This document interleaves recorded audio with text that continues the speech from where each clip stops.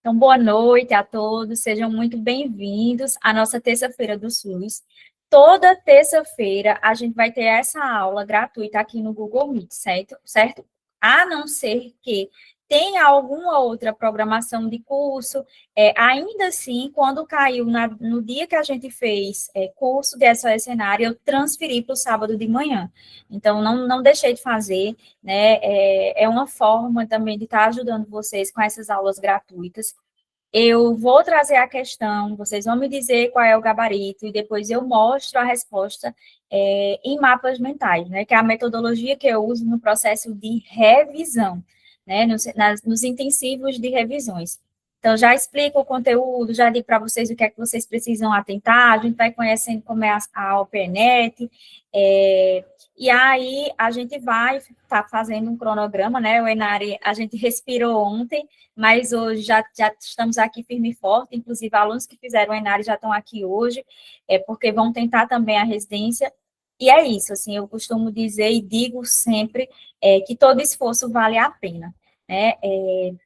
A gente vai estar tratando do edital, a gente vai fazer um momento, certo, do edital, até porque tem análise curricular aqui, diferentemente da prova do Enari, então vocês precisam estar bem atentos em relação a muitas informações importantes para a prova, tá certo? Para quem não me conhece, eu me chamo Dailane Santos, mas sou mais conhecida como Dai, professora Dai. Eu sou enfermeira de formação, eu sou formada na Faculdade de Integração do Sertão, aqui no Sertão de Pernambuco, em Serra Talhada. Eu me formei em 2014. Eu sou ex-residente de saúde mental e ex-residente de saúde coletiva, todos pelo edital da CSPE. Então, dentro do edital da CSPE, a gente tem diversas instituições, quando a gente escolhe lá quais a gente quer fazer, a gente vai falar sobre isso. Então, a minha primeira residência, sim, a minha primeira opção foi saúde mental, eram 2 vagas, eu passei em segundo lugar. Na época, era um edital à parte, da FCM. Hoje, as vagas de saúde mental foram todas para a CSPE. E na minha época, né, que foi lá em 2017, quando eu fiz a primeira residência, eu passei por 3 etapas, de entrevista também. E eu não tinha bom currículo. Eu falo e eu reforço isso, porque eu sei que currículo deixa os alunos com muito medo. E eu sempre digo que vale é você ser bom na prova.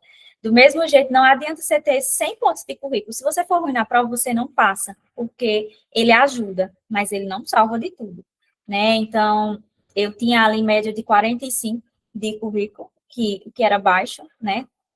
Veio de uma universidade particular, não sabia o que era residência, e conheci quando fui a Recife em busca do mestrado, né, e acabei enviando para a residência, me apaixonei, e aí quando eu terminei, dentro do processo da residência de saúde mental, que foi assim, um divisor de águas na minha vida, eu fiz em Recife, certo, pela UPE-FCM, e o meu campo era Recife e Cabo de Santo Agostinho, e a gente tem um estágio na residência que eles chamam optativo, e eu decidi ir para a área de gestão. Então, eu passei 3 meses na Secretaria Estadual de Saúde de Pernambuco, dentro da Gazan, Gerência de Atenção à Saúde Mental. Então, lá na Gazan, eu aprendi todo o processo de gestão no âmbito da saúde mental, e assim, eu me apaixonei. Eu tive a oportunidade, inclusive, de qualificar equipes de CAPS, de municípios da região metropolitana. Então, a gente, enquanto residente, a gente tem essa liberdade, né, das equipes que nos acolhem, né, para a gente aprender, para a gente fazer aquilo ali, até porque a gente está ali enquanto profissional residente, né, a gente usa essa palavra, e não mais como estagiário. Então, a visão da gente enquanto residente também enriquece os territórios, e é por isso que eu sou defensora demais da residência, certo? E aí, eu tentei saúde coletiva. A gente tem uma residência a cada 2 anos dentro do edital da CSP, que ela é interiorizada. E aí foi quando eu resolvi vir de Recife, voltar para a Serra Talhada, e aí eu fui aprovada em terceiro lugar em uma das residências mais concorridas, que é a de saúde coletiva. Então, assim, é possível para todos que estudam, a residência é possível, né? E aí, a residência de saúde coletiva, para mim, foi estar ainda mais imersa no SUS, né? Me fez me apaixonar mais ainda pelo SUS, e em 2020, eu criei né, o Instagram, na época era o Você Residente, e regularizei, nós somos uma empresa regulamentada, e a gente aprovou já milhares de alunos em todo o Brasil. Minha primeira mentoria foi só para a CSPE, e eu lembro que as primeiras vagas que eu divulguei esgotaram em poucos minutos, e a gente teve quase que 80% de aprovação nessa primeira turma. E atualmente eu sou coordenadora de planejamento do município de Itacuruba, onde o SUS que eu vivo é o SUS que eu ensino, né? Quem me acompanha, eu acho que vê um pouquinho, né, da minha rotina. Eu sou daqui de Itacuruba, né? Nós somos o menor município do estado, mas eu resido em Serra Talhada. Meus pais residem aqui, hoje eu estou aqui, então vocês vão me ver em cenários diferentes. Aqui é a casa dos meus pais, lá é minha casa e meu escritório. Então, assim, já vão se acostumando, porque tem dias da semana que eu estou aqui, dias da semana que eu estou lá, né? E sou fundadora da empresa Professora das Santos. Aqui nós temos Samantha, né, que já se apresentou para vocês, que é a nossa monitora, e temos também Caroline, né, Carol, que está também como monitor. Então, qualquer informação que chegar delas no grupo, enquete, pesquisa, é porque a gente acordou, certo? Pela manhã é o horário que eu estou no trabalho, eu tento ao máximo estar olhando, eu gosto de dar assistência aos meus alunos, né? Gosto de responder vocês, mas hoje, quando eu cheguei, eu li todas as mensagens, né? Preparei os recursos, mandei, e isso faz parte da minha missão, certo? Então, vamos lá agora para as aulas, para as questões, para a gente ir já fazendo esse esquenta para o PNET. A Política Nacional de Educação Popular em Saúde reafirma o compromisso com os princípios do SUS e propõe uma prática político-pedagógica que perpassa as ações voltadas para a promoção, proteção e recuperação da saúde, a partir do diálogo entre a diversidade de saberes, valorizando os saberes populares e as ancestralidade, o incentivo à produção individual e coletiva de conhecimentos e a sua inserção destes no SUS. São pressupostos da política citados abaixo, exceto letra A, construção compartilhada do conhecimento, letra B, emancipação, letra C, problematização, letra D, cuidado em saúde, letra E, amorosidade. A UPNET gosta muito de exceto e gosta muito das políticas de saúde. Tá lá, não vai vir no edital, né? Então, educação popular, promoção da saúde, a PENAB, que é de praxe, né? Então, eles gostam bastante, população negra, LGBT, e é típico deles trazer esse exceto. Quando ele diz, são pressupostos da política, a primeira coisa que vocês teriam que tentar entender é que dentro do que está aí, dos pressupostos, são os princípios, né? E aí um deles não é. Já deixando a questão mais direta para vocês interpretarem, é aquele que não é o exceto. Quem estudou já a educação popular?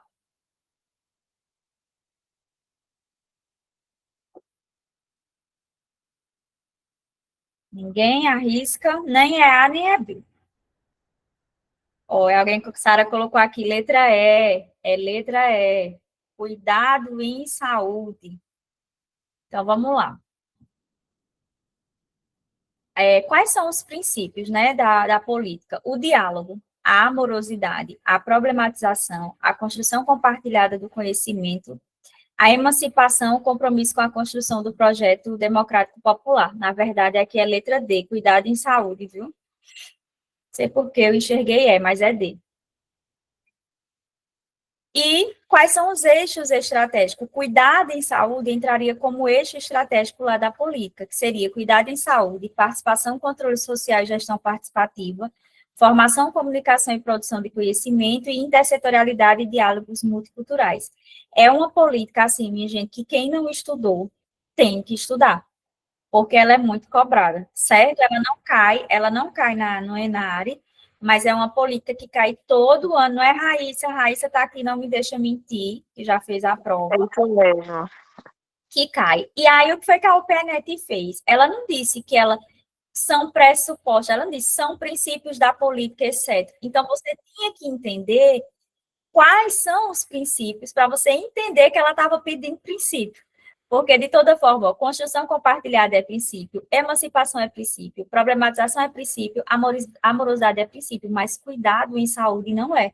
Então, era essa a interpretação que a UPNet queria, certo? Então, assim, é dessa forma que eles gostam de fazer casquinhas de banana. E a gente está aqui na primeira aula, tá, minha gente? Tem muita coisa ainda para acontecer, mas de antemão, eu já deixo aqui a orientação, que se foi uma política que vocês não estudaram, estudem. Então, gabarito aqui, letra D, porque é um eixo estratégico. Vamos lá.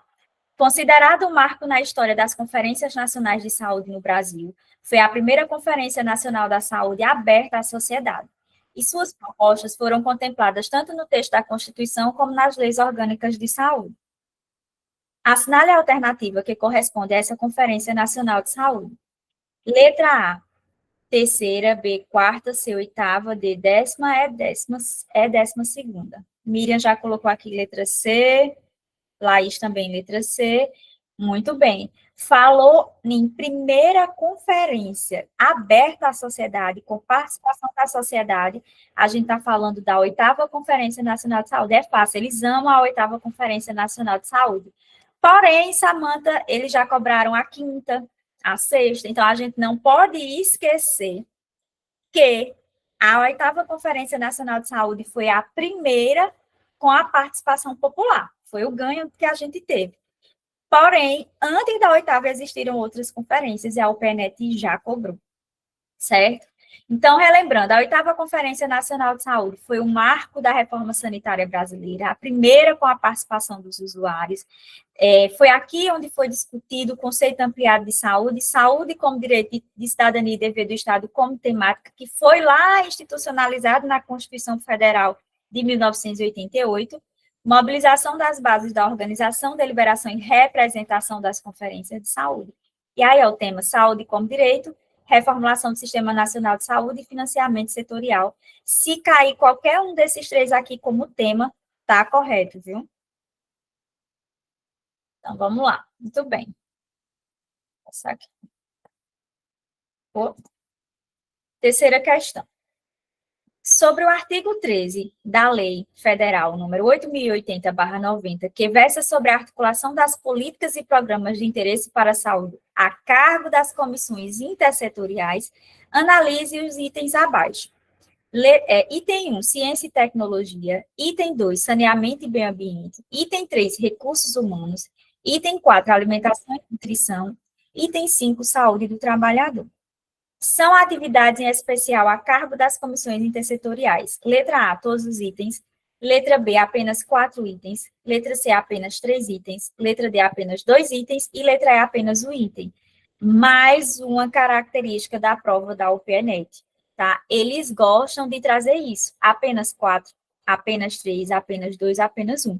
Então, quando tiver questões assim de 1, 2, 3, 4, coloquem já aqui A1 verdadeira, 2 verdadeira, para vocês não se confundirem aqui, viu? Vamos lá, a gente está falando de comissões intersetoriais. Miriam disse que só tirou saúde do trabalhador. Vamos lá, ver. Oi.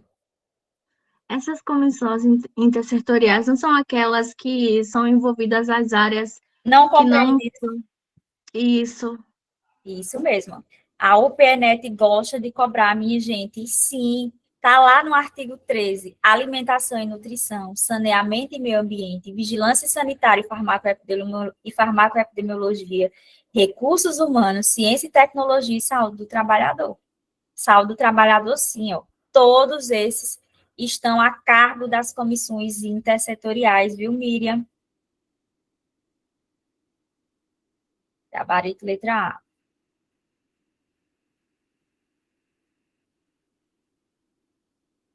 Vamos lá. Você quer perguntar, Miriam? É porque eu não sei quando é você ou se é o seu filho. Sou eu, é que ele estava mexendo antes. Daí eu tirei a questão da alimentação e nutrição. Entendeu? Mas Mas entra. Eu errei. Isso, mesmo assim eu errei. Pronto. E quem tirou saúde do trabalhador também entra. Questão 2024, questão quente aí, nova. O processo de planejamento da saúde será ascendente e integrado, do nível local até o federal, ouvidos os respectivos conselhos de saúde, contabilizando-se as necessidades das políticas de saúde com a disponibilidade de recursos financeiros. Pactuar as etapas do processo e os prazos do planejamento municipal em consonância com o planejamento estadual e nacional é de competência da letra A, CIT, Comissão Intergestores Tripartite, letra B, Comissões Intergestores Bipartite, CIB, letra C, Comissão Intergestores Municipal, SIM, letra D, Comissões Intergestores Regional, SI, letra E, nenhuma das alternativas. Eles adoram também isso, viu, de nenhuma das alternativas.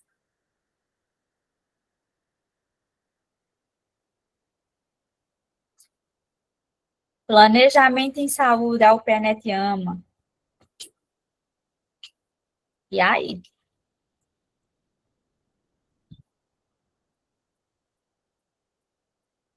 Miriam está dizendo que é CIT, Flaviana está dizendo que é CIT, Rafaela está dizendo que é CIT, Lívia também.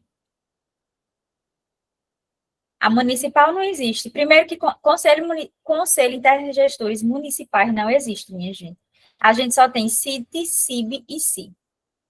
Mas ele diz na questão, pactuar as etapas do processo e os prazos do planejamento municipal em consonância com o planejamento estadual e nacional é de competência da CIB, Comissões Intergestores Bipartite. A CIB está ligada a qual secretaria? A CIB está em que âmbito? Estados. E a CIT? União. E a CI regional. E aí, já dava para vocês associarem aquelas palavrinhas-chave, quem já está comigo. Ele disse que vai pactuar as etapas do processo de planejamento municipal. Só pode ser a CIB, certo? Então, ó, em consonância com o planejamento estadual e nacional, está lá. Planejamento de saúde compete a CIB pactuar as etapas do processo e os prazos do planejamento municipal, em consonância com os planejamentos estadual e nacional. É um copia e cola lá do decreto 7.508, no que tange ao capítulo de planejamento em saúde. Copiou e colou. É por isso que eu estou dizendo que as questões da UPNet, elas são bem diretas e elas cobram mesmo ao pé da letra, certo? Vamos lá, vamos seguindo. Sobre a Política Nacional de Atenção Básica, Portaria 2436 de 2017, leia as alternativas abaixo e assinale a alternativa incorreta. A gente já está conhecendo aqui o estilo da banca. Eles gostam de incorreta, eles gostam de exceto, eles gostam de dizer todas verdadeiras, apenas duas verdadeiras, então leitura atenta, prestar bastante atenção. Item A. Letra A. No Brasil, os termos atenção básica e atenção primária são equivalentes, verdadeiro ou falso? Fazer um por um. Verdadeira. Verdadeira. Verdadeira, muito bem, Flaviane, Miriam. A atenção básica envolve um conjunto de ações de promoção, prevenção, proteção, diagnóstico, tratamento, reabilitação, redução de danos, cuidados paliativos e vigilância em saúde. Verdadeiro ou falso?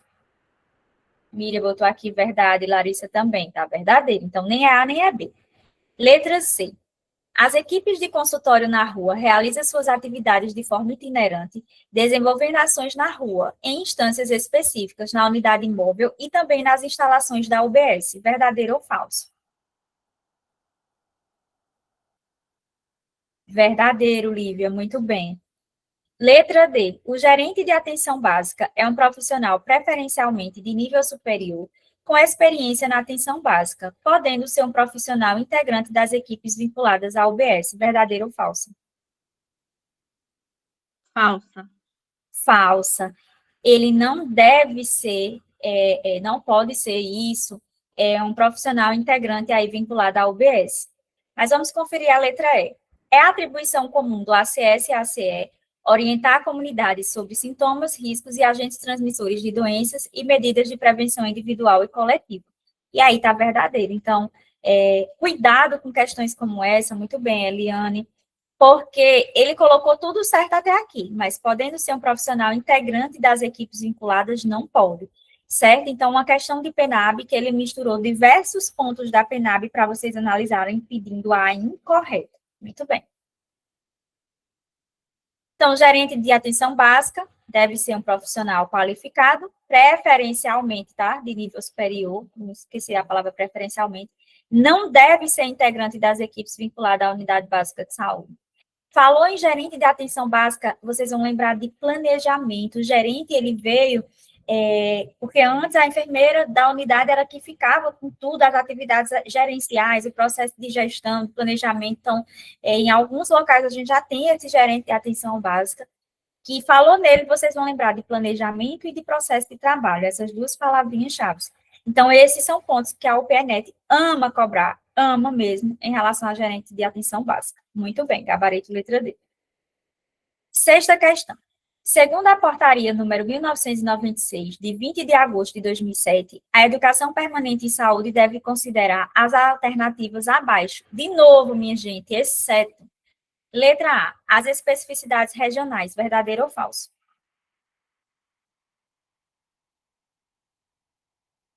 Verdadeiro, muito bem, Miriam. A superação das desigualdades regionais, verdadeiro ou falso?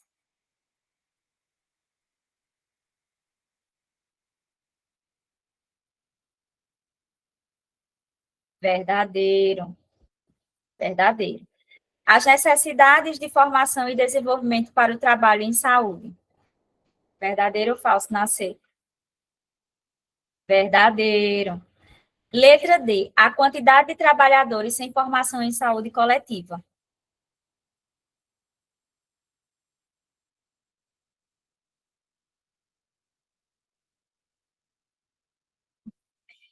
Rapaz, e aí, minha gente, a educação permanente vai cair na prova, hein? Lá na nossa política não fala em momento algum quantidade de trabalhadores sem formação em saúde coletiva. Está falso. É esse o item. Na letra E, a capacidade já instalada de oferta institucional de ações formais de educação na saúde. Está correto. Gabarito aí, letra D. Então, a Política Nacional de Educação Permanente, a gente tem a portaria 1996 de 2007, que dispõe sobre as diretrizes para a implementação da política. É o conceito pedagógico, a educação permanente é o conceito pedagógico no setor da saúde para efetuar relações orgânicas entre ensino e ações de serviço e entre docência e atenção à saúde, sendo ampliado na reforma sanitária brasileira para as relações entre formação e gestão setorial, desenvolvendo institucional e controle social em saúde.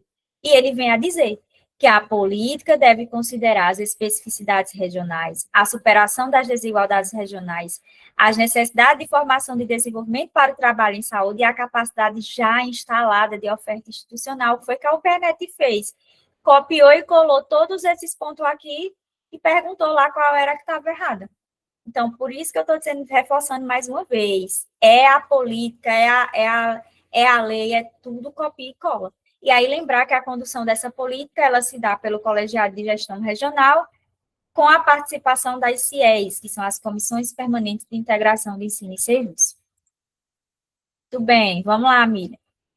Questão 7. Vou ficar com medo não, porque vou estudar com você. Muito bem. A atenção básica, segundo a portaria 2400, botou aí 2488, mas está errado, de 21 de outubro de 2011. Ah, essa daqui ele colocou como de 2011. Sim, detalhe importante. Até o último edital, a UPNet tem cobrado a portaria da PNAB de 2011. Todo ano tem esse problema. Eu não sei por quê, né? A gente vai ver que dá para responder aqui. Mas a política que está vigente hoje é a de 2017. Mas, se no edital vier 2011, não hesitem a fazer leitura dela, porque eles cobraram. Aí está de 2022, mas eu lembro que eu fui em 2023, eu fui em 2024. Eles cobraram novamente a de 2011, e aí entram em recurso, eles não aceitam porque dizem que está no edital. Então, vamos lá. Segundo a portaria 2.488, de 21 de outubro de 2011, tendo como fundamento e diretriz todos os citados abaixo, exceto. Letra A, estimular a participação dos usuários. Letra B, possibilitar o acesso universal e contínuo a serviços de saúde. Letra C, prestar assistência ambulatorial especializada de acordo com o estabelecido na Política Nacional de Regulação do SUS. Letra D, coordenar a integralidade em seus vários aspectos. Letra E, desenvolver relações de vínculo e responsabilização entre as equipes e a população adscrita, garantindo a continuidade das ações de saúde e a longitudinalidade do cuidado. Qual dessas aqui está errado? Letra C. Muito bem, Miriam. Prestar assistência ambulatorial especializada de acordo com o estabelecimento da Política Nacional de Regulação do SUS não está lá na política, nem na de 2017, nem na de 2011. Mas aí vamos relembrar quais são as diretrizes, né, a serem operacionalizadas, da RAIS a serem operacionalizadas na atenção básica. Regionalização e hierarquização, territorialização, população adscrita, cuidado centrado na pessoa, participação da comunidade, longitudinalidade do cuidado e resolutividade. A gente sabe que a atenção básica ela tem que ser resolutiva. Então, gabarita aí, letra C. Vamos lá, questão de número 8. Sobre a participação da iniciativa privada no SUS, assinale a alternativa incorreta, que é a que está errada de novo. Letra A. A iniciativa privada poderá participar do SUS em caráter complementar. Verdadeiro ou falso? Verdadeiro. Verdadeiro. Lívia, Larissa, todo mundo botou verdadeiro. Muito bem, Bianca. Letra B. A participação complementar dos serviços privados será formalizada mediante contrato ou convênio. Verdadeiro ou falso? Verdadeiro. Letra C. No planejamento da saúde, devem ser considerados os serviços e as ações prestadas pela iniciativa privada. Verdadeiro ou falso? Verdadeiro. Muito bem, estou gostando de ver. Letra D. O Cadastro Nacional dos Estabelecimentos de Saúde, CNES, também deverá cadastrar os serviços conveniados e privados, seja pessoa física ou jurídica, que realizam qualquer tipo de serviço de atenção à saúde no âmbito do território nacional. Verdadeiro ou falso?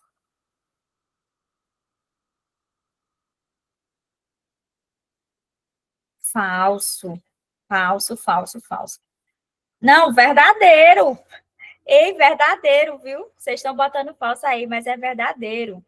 Ó, eu estou lendo aqui e repetindo. O Cadastro Nacional dos Estabelecimentos de Saúde também deverá cadastrar os serviços conveniados e privados, seja pessoa física ou jurídica, que realizam qualquer tipo de serviço de atenção à saúde no âmbito. A gente trabalha, Samanta e quem colocou aí falso, o CNES, todos os estabelecimentos do município. Por exemplo, aqui, a gente tem um laboratório que é privado, mas ele tem que estar no nosso CNES. Ele tem que estar no CNES do município. Então, está correto, deve cadastrar serviço conveniado e privado, seja pessoa física ou jurídica. Não esqueçam disso. Aí vamos ver a letra E. Os serviços contratados submeter-se-ão às normas técnicas e administrativas e os princípios e as diretrizes da Agência Nacional de Saúde. Verdadeiro ou falso?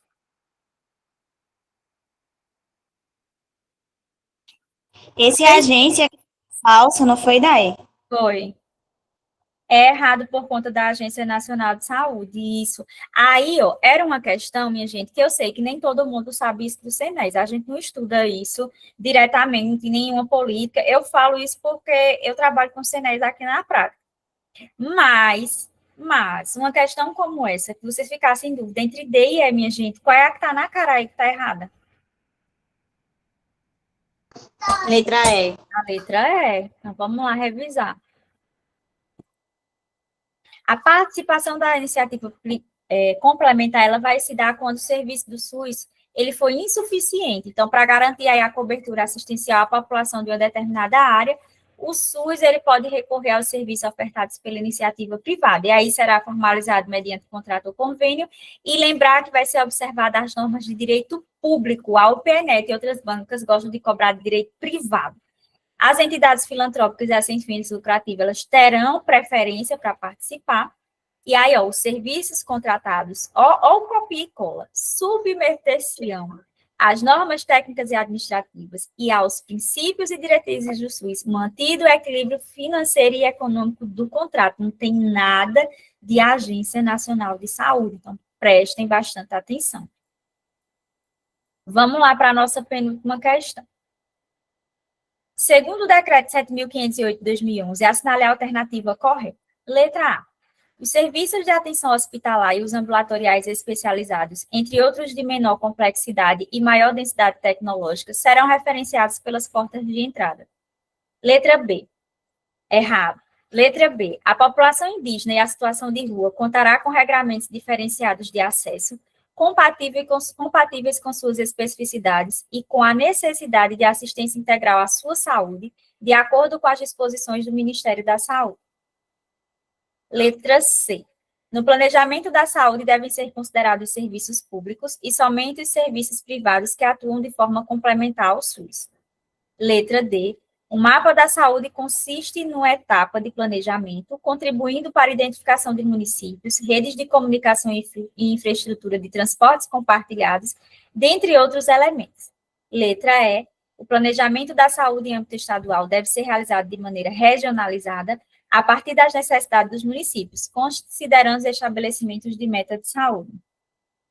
Eliane colocou aqui que é verdadeiro. Qual é a verdadeira? Alguns já foram sinalizando que estava falso. Eliane está dizendo que verdadeira é a letra D. Todo mundo concorda?